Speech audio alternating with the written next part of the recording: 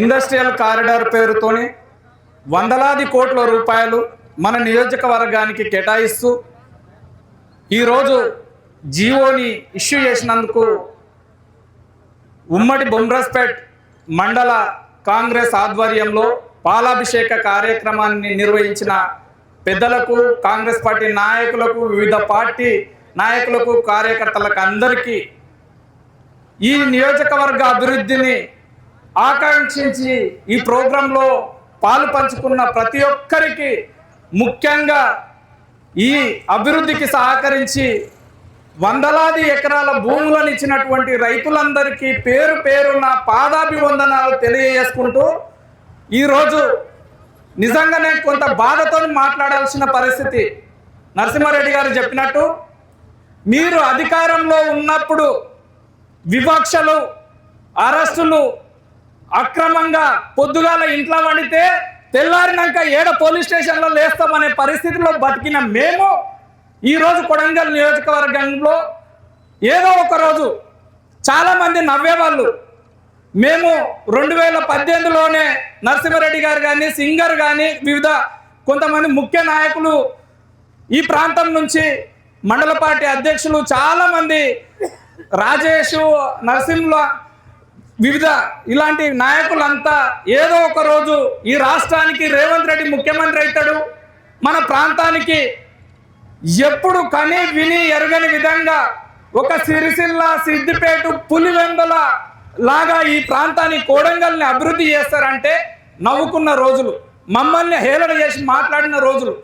ఈరోజు అధికారంలోనికి వచ్చిన వెంబడే మా నాయకుడు కొడంగల్ ప్రాంతంలో ఇండస్ట్రియల్ కారిడార్ ఏర్పాటు కోసం భూములు కావాలి, ఒక 1000 ఎకరాల భూములు ఇవ్వండి అంటే దిగిర్రా పట్టణంలోకి వెళ్ళి, ఇక దుబాయ్కి వెళ్ళి అంతా పోటుగాళ్ళు అంతా దిగి ఇక్కడున్న రైతులను అంతా రెచ్చగొట్టి రాజకీయ పబ్బం గడపాలనే ఒక్క ఉద్దేశంతో ఆ రోజు ఇళ్లలో దాడులు చేయడానికి, రైతుల మీద కేసులు పెట్టడానికి, ఈరోజు అక్రమంగా రైతులు జైల్లో ఉండడానికి కారణమైన దొంగలు ఎవడు ఈరోజు వచ్చి ముఖ్యమంత్రి మంచి చేసిందని చెప్పే పరిస్థితిలో లేరు.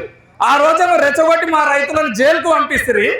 ఈరోజు మరి ఫార్మా వస్తుంది, మీ బతుకులు నాశనం అవుతున్నాయి, ఫార్మా వల్ల మీ ప్రాంతం నాశనం అయిపోతుందని రెచ్చగొట్టిన సన్నాసులు అంతా ఏడున్నారు. ఈరోజు ఫార్మా కాదురా, మల్టీపర్పస్ ఇండస్ట్రియల్ కారిడార్ వస్తుంది.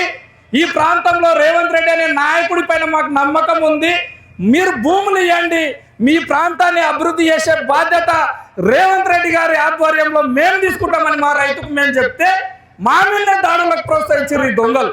ఈరోజు ముళ్ళలు మూటాలతో వచ్చి ఆ రోజు రెచ్చగొట్టిన వాళ్ళు ఈరోజు వచ్చి ముఖ్యమంత్రి గారికి, తిరుపతి రెడ్డి గారికి పాలాభిషేక కార్యక్రమంలో కూడా వాళ్ళే వచ్చి ముందుండి ఈ కార్యక్రమం చేస్తారేమో మేము ఆశించినాం. ఎప్పుడన్నా చూసినామా ఈ ప్రాంతం నుంచి రెచ్చగొట్టడమే ఒక్కటే ప్రామాణికం, రాజకీయమే ప్రామాణికంగా పెట్టుకొని రాజకీయాలు చేస్తున్నారు. ఎందుకు ఇంత కడుపులమంట? మన ప్రాంతం అభివృద్ధి చెందొద్దా? మన ప్రాంతానికి కృష్ణానది జలాలు రావద్దా? మన ప్రాంతానికి రైల్వే లైన్ రావద్దా? ఆ రోజు ఎక్కిరిస్తురి, పేపర్లు ఇంత పెద్ద అక్షరాలతో రాసిరి. రేవంత్ రెడ్డి ఎప్పుడైనా రైలు తెస్తాడా? సిమెంట్ ఫ్యాక్టరీలు తెస్తాడా? ఇంజనీరింగ్ కాలేజ్ వస్తుందా?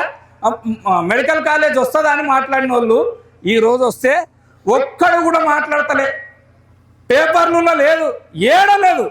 ఈరోజు మన ప్రాంతానికి ఇంజనీరింగ్ కళాశాల వచ్చింది, మెడికల్ కళాశాల వచ్చింది, పాలిటెక్నిక్ కళాశాల వచ్చింది, ఇంటిగ్రేటెడ్ రెసిడెన్షియల్ వచ్చింది, అదేవిధంగా జూనియర్ కళాశాల వచ్చింది, డిగ్రీ కళాశాల వచ్చింది. ఇది ఎడ్యుకేషన్ హబ్బు. ఈ ప్రాంతంలో రాష్ట్రంలో ఉన్నటువంటి అన్ని ఎడ్యుకేషన్ హబ్బునే మన ప్రాంతంలో ఏర్పాటు చేసింది.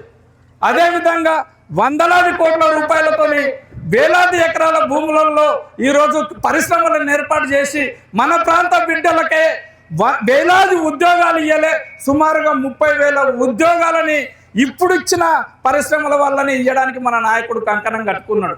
మీరంతా ఆలోచన చేయండి.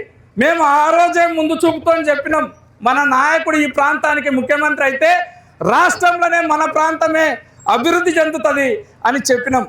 ఆ రోజు నమ్మలే, ఈ రోజన్నా నమ్మండి. రాష్ట్రంలో నెంబర్ 1 నియోజకవర్గం ఏదంటే కొడంగల్ నియోజకవర్గం అని ఈ రోజు ప్రకటిస్తున్నాం. మళ్ళొక్కసారి రేవంత్ రెడ్డి గారి నాయకత్వంలో ప్రతి ఒక్కరూ పనిచేయాలని కోరుకుంటూ ఈరోజు ఈ ప్రాంత అభివృద్ధికి వివిధ రైతాంగ రోడ్ల పేరుతో ఇంకా వేరే వేరే డెవలప్మెంట్ పేరుతో భూములని కోల్పోతున్న రైతులు ఇప్పటికీ కూడా మీరు అందరూ సహకరించాలి. ఈ దొంగ రాజకీయ నాయకులకు మీరు స్వస్తి పలికి వాళ్లకు తగిన బుద్ధి చెప్పి ఈ అభివృద్ధిలో భాగం కావాలని కోరుకుంటూ ఈ ప్రోగ్రాంకు విచ్చేసినటువంటి వివిధ మండల పార్టీ నాయకులకు, కార్యకర్తలకు, 3 గ్రామాల ప్రజలందరికీ పేరు పేరున ఈ భూములు ఇచ్చిన రైతులందరికీ పాదాభివందనాలు తెలియజేస్తూ ఈ ప్రోగ్రాంని ముగిస్తున్నాం. థ్యాంక్ యూ, ధన్యవాదాలు.